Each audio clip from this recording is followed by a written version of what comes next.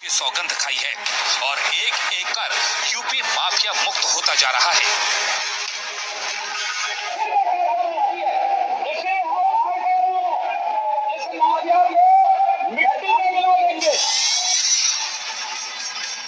एक साल पहले रमजान के महीने में प्रयागराज में बाहुबली नेता और डॉन अतीक अहमद और उसके भाई अशरफ की हत्या कर दी गई थी।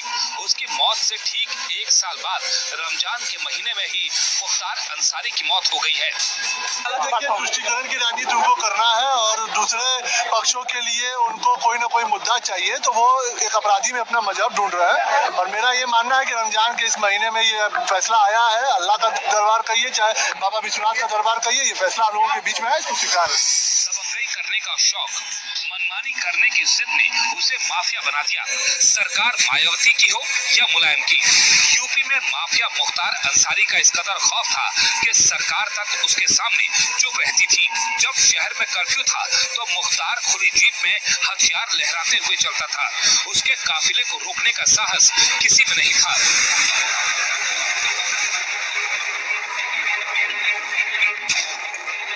योगी माफिया मुख्तार के अदावत की कहानी की शुरुआत साल 2005 में हुई। अक्टूबर 2005 में मऊ में दंगा फैला और फसाद के दौरान AK-47 के साथ ओपन जीप के साथ घूमते हुए मुख्तार की तस्वीरें देखकर लोग खौफ में आ गए। ये हिस्ट्री शीटर मुख्तार अंसारी के बाहुबली होने की मुहर थी। लेकिन मऊ से 104 किलोमीटर दूर गोरखपुर में सन्यासी से सांसद बने योगी आदित्यनाथ ने ठान लिया था कि वो मऊ दंगा पीड़ितों को इंसाफ दिलाएंगे।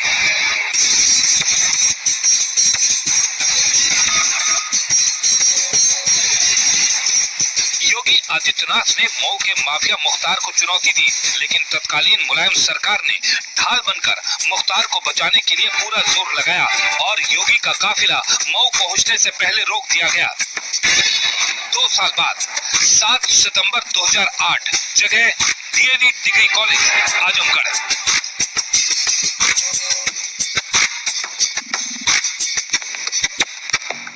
2008 में दोबारा योगी आदित्यनाथ ने मुख्तार को ललकारा था।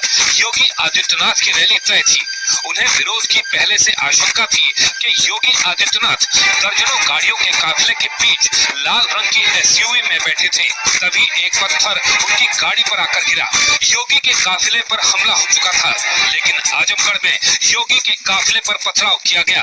उस वक्त योगी आदित्यनाथ ने कहा था कि मुख्तार अंसारी ने सुनियोजित हमला करवाया है। इस वाकये का जिक्र करते हुए योगी सदन में भावुक भी हो गए थे। पिछले कुछ समय से महोदय राजनीतिक विद्वेष के बाद मुझे जिस प्रकार से राजनीतिक पूर्वाग्रह का शिकार बनाया जा रहा है, मैं केवल आपसे अनुरोध करने के लिए आया हूँ, क्या मैं इस सदन का सदस्य हूँ या नहीं हूँ, और क्या सदन मुझे संरक्षण दे पाएगा या नहीं दे पाएगा। अगर सदन मुझे संरक्षण नहीं दे सकता है तो मैं आज ही सदन को छोड़ करके वापस जाना चाहता हूँ। योगी आदित्यनाथ को चुनौती देने वाले मुख्तार को अंदाजा नहीं था कभी समय का चक्र घूमेगा। 2017 में यूपी में योगी आदित्यनाथ जैसे ही यूपी की कुर्सी पर काबिज हुए, माफिया मुख्तार के फन कुचलने की शुरुआत हो गई। माफिया के खिलाफ योगी का ताप झेलना मुख्तार के लिए भारी पड़ रहा था। मुलायम और माया सरकार के वक्त मुख्तार अंसारी के तेवर, अकड़ और रौब योगी सरकार में ढीले पड़ने लगे थे। उसे अपना अंत नजर आने लगा था। कानून को व्हील चेयर पर पहुंचाने वाला खुद व्हील चेयर पर पहुंच गया था। याद करिए, जो लोग पर्व और त्योहारों में उपद्रव पैदा करके यहाँ की कानून व्यवस्था को व्हील चेयर में लाने का काम करते थे, आज वे स्वयं व्हील चेयर में पड़े हुए हैं और स्वास्थ्य देने के लिए पहुंच रहे हैं।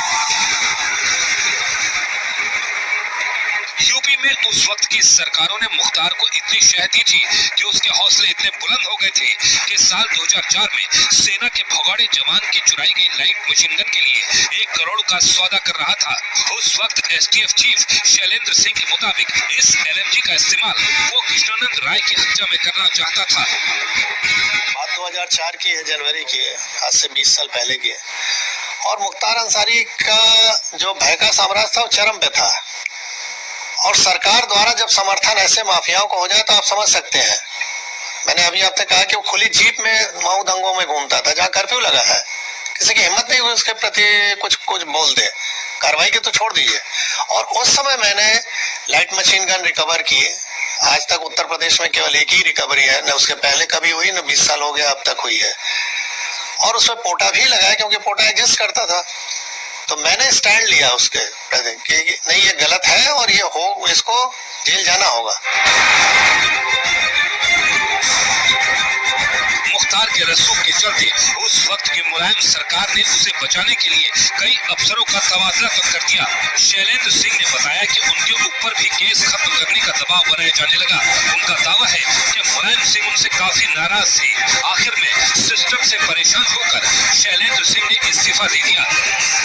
मुलायम सिंह की सरकार तत्कालीन अल्पमत की सरकार थी, किसी भी कीमत पे इसको बचाना चाहते थे और उन्होंने अंत में हम लोग पर प्रेशर बनाया, अधिकारियों पर प्रेशर बनाया। जब कोई नहीं सुना तो आईजी जोन जो थे उनका ट्रांसफर, डीआईजी रेंज का ट्रांसफर, एसएसपी एसटीएफ हमारे थे उनका ट्रांसफर। और अंत में ऐसा माहौल बनाया गया कि मुझे भी रिजाइन करना पड़ा 15 दिन बाद ही। लेकिन मैंने रेजिग्नेशन में लिखा और जनता के सामने इस चीज को रखा आप लोग के माध्यम से कि देखिए जनता पॉलिटिकल सिस्टम में आप ही ने चुना है इस सरकार को, और किस तरह की ये सरकारें चल रही हैं कि जो माफियाओं के निर्देश पे काम कर रहे हैं। प्रयागराज सेशंस कोर्ट के बाहर भी मुख्तार अंसारी ने योगी आदित्यनाथ की सरकार को चुनौती देने की भूल कर दी थी। कोर्ट के बाहर मुख्तार का इशारा था कि उसकी कश्ती भंवर में जरूर है, लेकिन तूफान दोबारा आने वाला है। उसने क्या कहा था ये भी देखिए।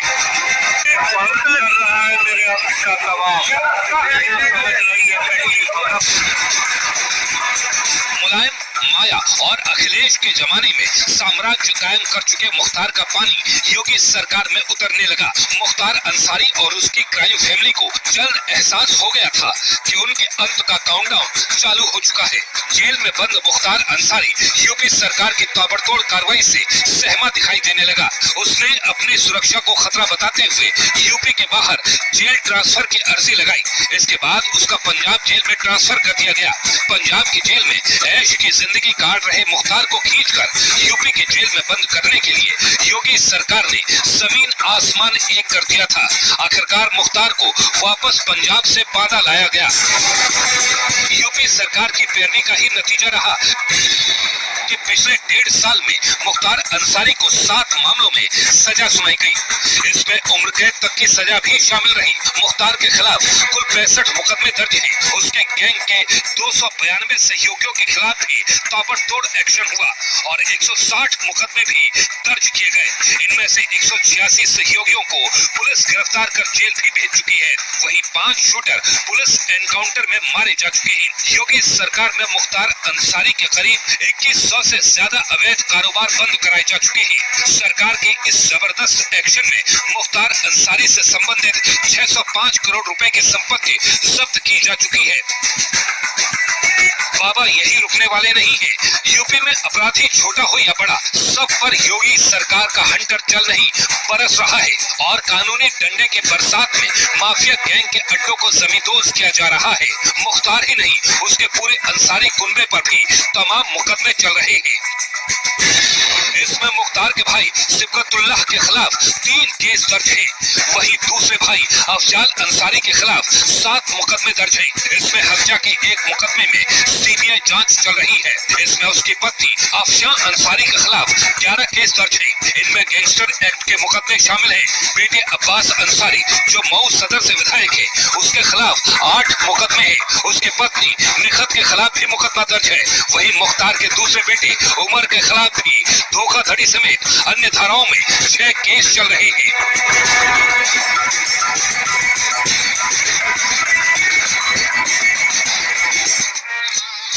मुख्तार अंसारी के बेटे अब्बास अंसारी ने पिता के जनाजे में शामिल होने के लिए सुप्रीम कोर्ट का दरवाजा खटखटाया है। जल्द सुनवाई की मांग की है। अब्बास अंसारी ने जनाजे में शामिल होने की इजाजत यहाँ पर मांगी है। देर रात गाजीपुर पहुंचेगा मुख्तार अंसारी का शव, जिसके लिए बांदा से गाजीपुर का ये सफर शुरू भी हो चुका है कुछ घंटों पहले। कल मुख्तार अंसारी के शव को दफनाया जाएगा। कल नमाज के बाद शव को दफनाने की तस्वीर भी यहाँ पर सामने आई थी।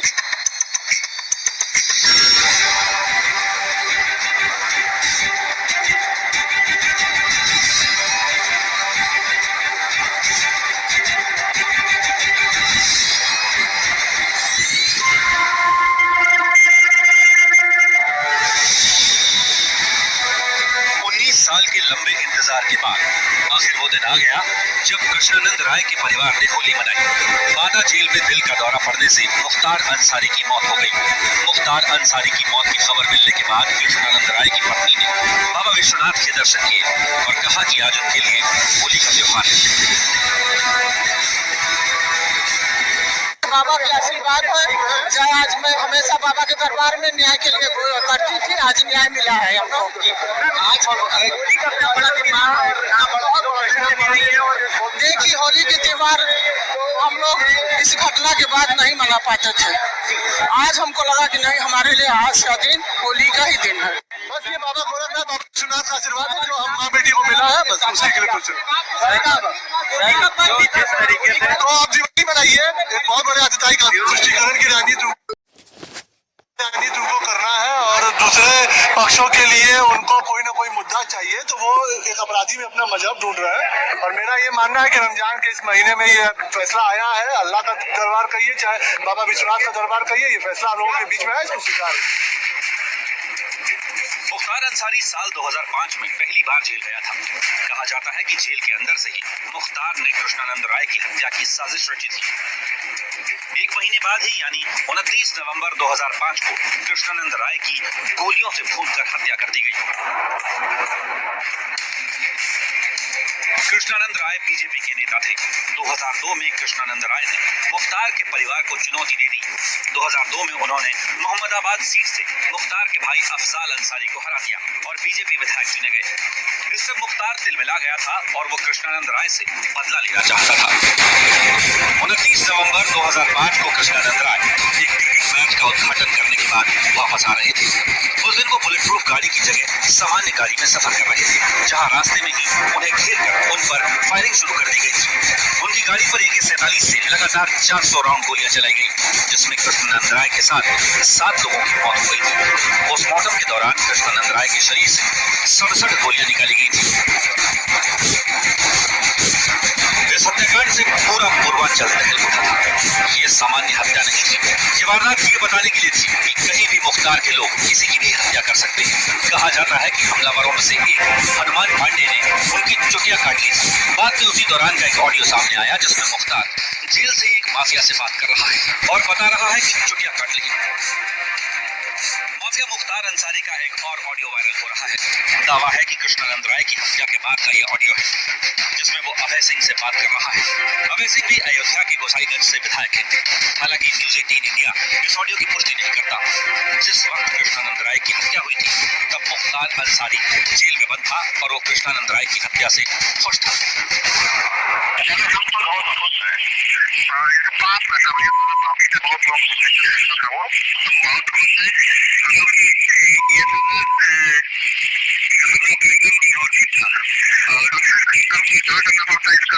जितने भी मारा है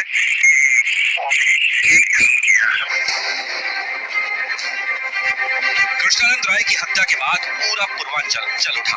बसें फूकी गई, सरकारी संपत्तियों को नुकसान पहुंचाया गया। यही वारदात मुख्तार अंसारी के लिए काल बन गई और अंजाम ये हुआ कि वो जेल तो गया लेकिन वहां से जिंदा बाहर नहीं आ पाया। मुख्तार अंसारी को कृष्णानंद राय की हत्या के लिए 10 साल की सजा सुनाई गई थी और इसके ही साथ 5 लाख का जुर्माना भी लगाया गया था।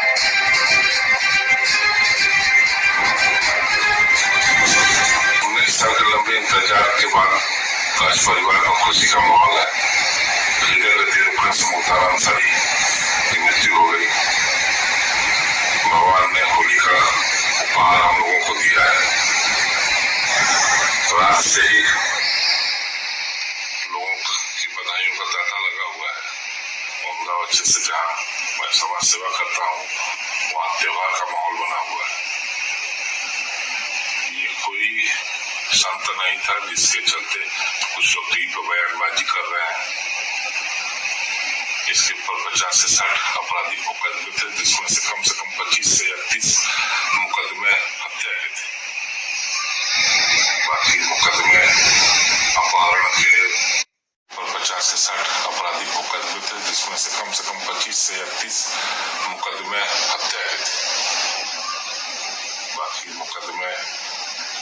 अपहरण के तमाम ऐसे मुकदमे थे। ये कोई संत नहीं थे कि जिसके लिए हाय तौबा मच रही है। मुख्तार की मौत के बाद कृष्णानंद राय के परिवार ने योगी सरकार का शुक्रिया अदा किया है। कृष्णानंद राय के परिवार के मुताबिक आज योगी सरकार की वजह से उन्हें न्याय मिल पाया। योगी सरकार नहीं होती तो शायद वही माफिया राज दोबारा यूपी में होता। ये बात इसलिए भी सच साबित होती है क्योंकि पिछले विधानसभा चुनाव के दौरान मुख्तार अंसारी की बेटी ने अफसरों को धमकी दी थी कि समाजवादी पार्टी की सरकार आई तो सबसे हिसाब लिया जाएगा।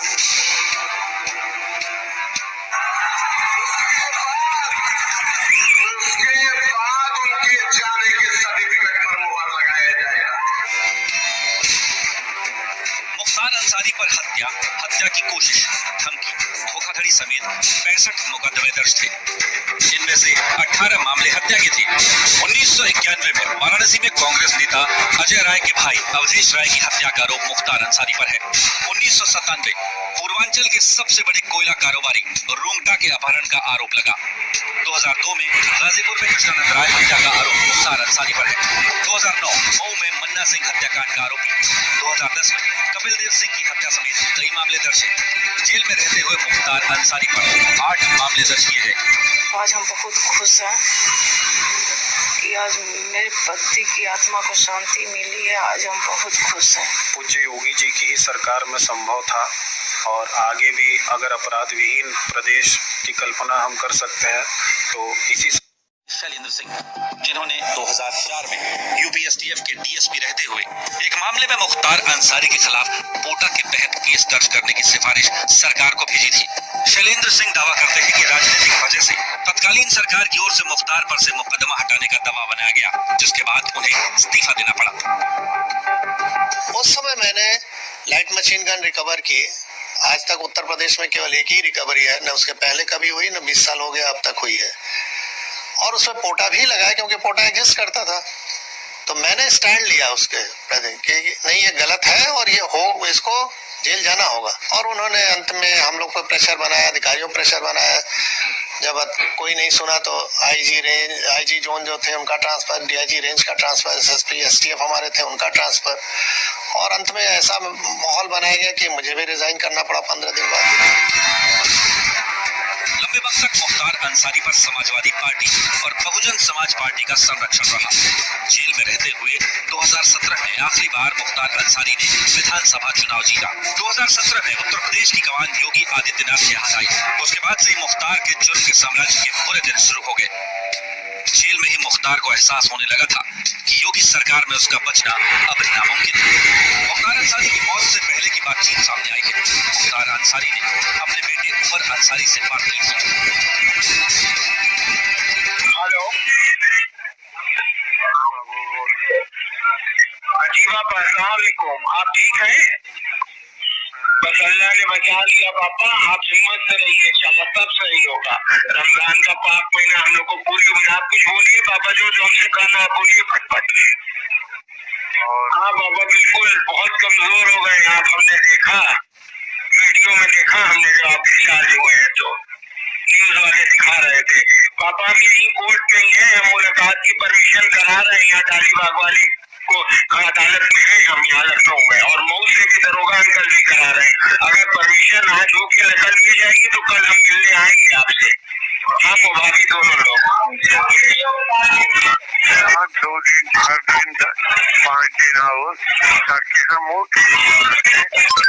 बैठ नहीं पा रहे हैं बाबू। आतंक का पर्याय रहा गैंगस्टर नेता मुख्तार अंसारी की मौत के साथ ही अपराध के एक युग और राजनीति के साथ उसकी गठजोड़ के एक अध्याय का अंत हो गया है।